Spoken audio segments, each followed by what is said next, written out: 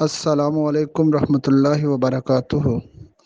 جی، یہ ایک سوال ہے کہ کہتی ہے کہ میرے خاوند نے دیکھا خواب میں کہ وہ خود بھی آگ میں جل رہا ہے اور مجھے آگ سے بچا رہا ہے، تو اس کی تعبیر یہ ہے کہ خواب میں آگ میں جلنا یہ کوئی اچھی علامت نہیں ہے۔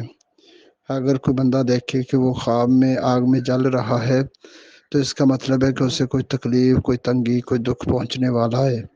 تو یہ رنج تکلیفیں یہ کوئی پریشانی کا باعث نہیں ہوتی، یہ اللہ کی طرف سے آزمائش ہوتی ہے۔ اللہ دیکھنا چاہتا ہے کہ میرا بندہ کس حد تک ثابت قدم ہے، کس حد تک صبر کرنے والا ہے۔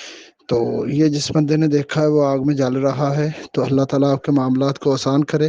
آپ کے لیے کوئی تنگی، کوئی مصیبت، کوئی تکلیف کا باعث ہو سکتی ہے کوئی چیز، تو آپ نے اس تکلیف میں، اس تنگی میں صبر کرنا ہے، برداشت کرنا ہے۔ اور دوسری چیز کہ وہ اپنی بیوی کو بچا رہا ہے۔ آگ میں، خواب میں کسی کو آگ کے ساتھ جلانا، اس پر شعلے ڈالنا، یہ ایک بری علامت ہے۔ یہ ہے لوگوں میں نفاق، نفرت پھیلانے والا شخص ہو سکتا ہے، جبکہ آگ میں کسی کی حفاظت کرنا، خواب میں دیکھے کہ آگ سے کسی کو بچا رہا ہے تو یہ بندہ لوگوں میں خیر خواہی، بلائی کا سبب بنے گا۔ اور خصوصی طور پہ یہ جو عورت کویسچن کر رہی ہے، اس کے لیے اس کا شوہر بلائی کا سبب ہے۔